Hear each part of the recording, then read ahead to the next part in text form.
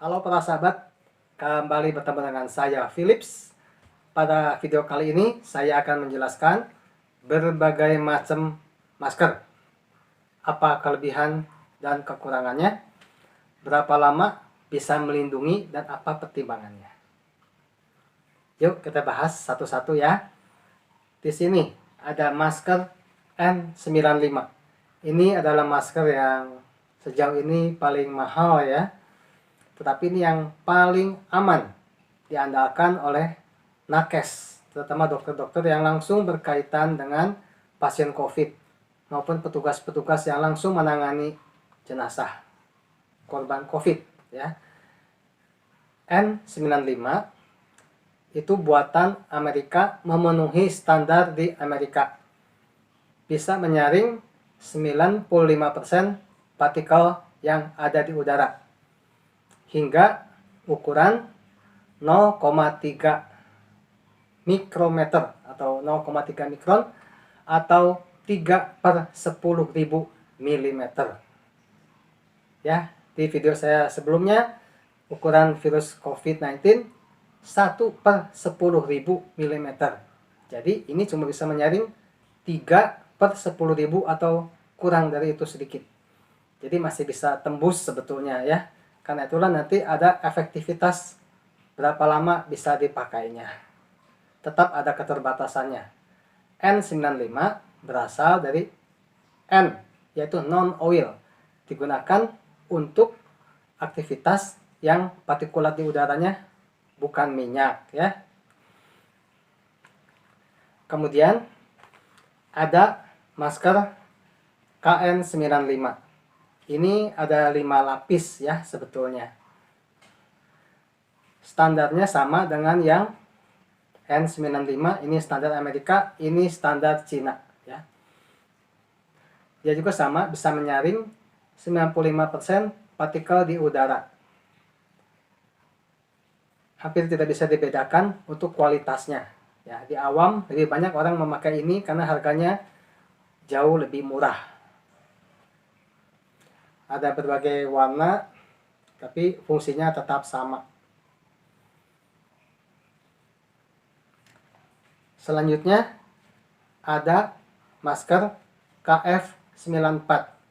Nah, ada angka 94 artinya dia bisa menyaring partikel di udara 94%. Pada umumnya masker seperti ini terdapat di pasaran dalam 3 lapis. Kalau yang ini 4 lapis ya. Apapun yang terjadi untuk keamanan, pastikan bahwa para sahabat mengenakan yang 4 lapis ya, walaupun ini 5 lapis, ini 4 lapis, tapi keamanannya nyaris tidak berbeda. Boleh dipakai dua-duanya. KF berasal dari Korean Filter. Korean Filter 94. Selanjutnya ada tipe masker duckbill. Nah, duckbill itu platypus ya, hewan yang kakinya berselaput ya, seperti ini mungkin desainnya. Pada umumnya di pasaran 3 lapis, jarang ada yang 4 lapis, tapi ada juga yang 4 lapis. Jangan memakai yang 3 lapis ya, untuk zaman sekarang wabah ini menyebar lebih cepat, terutama strain Delta dan Kappa. Jadi jangan pernah pakai yang 3 lapis. Selanjutnya ada masker bedah.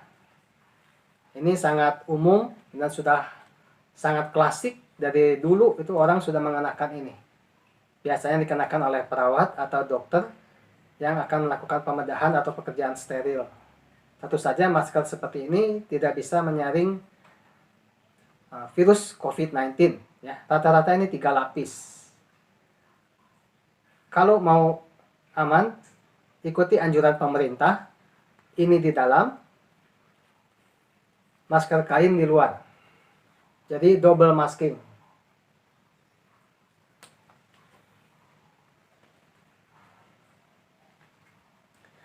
Selanjutnya ada masker kain.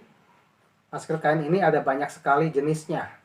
Bahannya ada yang tebal, ada yang tipis, sehingga sulit sekali dijadikan patokan. Cuma tujuannya adalah kalau ada double, ini kan kurang melindungi ya. Kalau ada double, ini di dalam, ini di luar, paling tidak ini bisa lebih menutup rapat.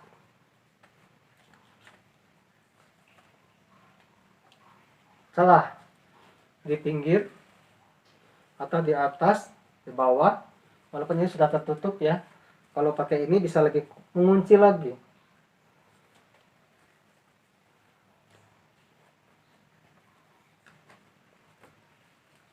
Jenis ini harus berdampingan dipakainya, bukan ini 2 lapis ya, tapi ini dan ini. Tetapi untuk yang masker N95, KN95, KF94 yang 4 lapis itu cukup dipakai satu, tidak usah double. Ya, sesuai persyaratan dari CDC. Selanjutnya, kenapa kita ada batas dalam mengenakan masker ini? Apa yang jadi pertimbangannya? Pertimbangannya yang pertama, yang paling penting adalah beban virus. Apa itu beban virus? Beban virus adalah jumlah virus yang ada di lingkungan, yang bertebaran di udara, yang kita nggak bisa lihat, dan sebagainya. Itulah istilahnya viral load atau beban virus. Kita tidak bisa menentukan secara persis berapa lama kita bisa pakai masker-masker ini, karena kita sangat bergantung kepada kondisi pemakaian di lapangan. Kalau viral load-nya tinggi, misalnya saja di rumah sakit, kita sibuk membantu rekan atau tetangga yang menjadi korban COVID, itu viral load-nya relatif tinggi. Kita terpaksa harus mendekati kerumunan, yaitu tidak dianjurkan, tapi terpaksa karena mesti belanja, viral load-nya tinggi. Nah, otomatis lama waktu pemakaiannya akan berkurang. Tentu saja semakin banyak lapisannya, ini kan 5 lapis ya, ini 4 lapis. Semakin tebal lapisannya, semakin banyak, tentu semakin aman. Dan bisa lebih lama dipakainya. Kenapa demikian? Karena partikel virus yang menempel pada permukaan masker, mula-mula hanya di permukaannya, lalu terjebak, lalu kita hirup, akan semakin masuk ke dalam. Tapi tidak semuanya langsung mencapai pernapasan kita, tidak langsung semuanya kita hirup. Nah, varian yang terbaru sampai saat ini dikenal lebih mudah menularkan. Apa arti menularkan? Bukan hanya sampai ke kita, tetapi juga menyebabkan sakit.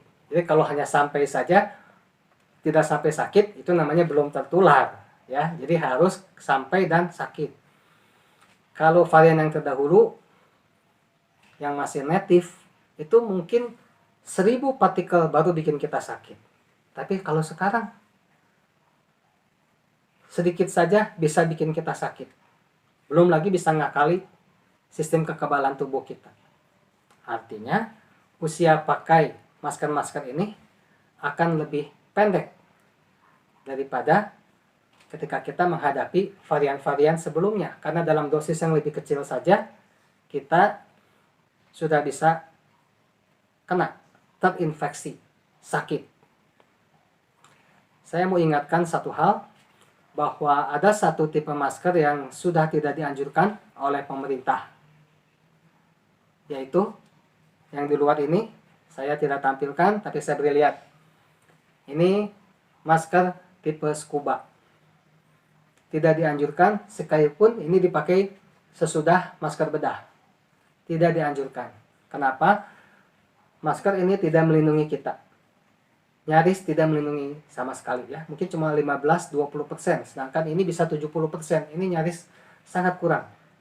Kenapa? Ketika kita tarik mengikuti tubuh ukuran wajah kita, terlihat pori-porinya semakin besar. Semakin besar wajah kita, semakin ditarik lagi, semakin besar porinya. Jadi tidak melindungi kita dan tidak dianjurkan. Satu, viral load. Yang kedua, yang jadi pertimbangan berapa lama kita bisa memakai masker adalah aktivitas kita apa. Kalau misalnya saya pagi-pagi lari pagi ya, jogging, itu matahari sudah naik jam 8, 8.30, matahari sudah cukup kuat, orang juga sangat sedikit, tidak berpapasan. Buat apa saya pakai masker ini? Ini bisa kolaps, saya pingsan, sesak napas. Saya pakai ini bisa. Tapi kan ini suka menutup mulut dan hidung saya ya, karena tarikan napas saya pakai 3D. Jadi dia tidak kolaps. Jadi pemakaiannya harus bijak. Jangan terlalu curiga selalu pakai ini. Jangan terlalu lengah pakainya ini saja ya. Jadi kita harus pemakaiannya di lapangan sangat perlu kebijaksanaan. Apabila tidak terlalu parah, mungkin ini bisa dipakai sepanjang hari. Kalau tidak, mungkin 5-6 jam harus ganti. Bergantung kondisi di lapangan ya, tidak sama. Jadi kalau ditanya berapa lama, kita harus bijak-bijak menilainya.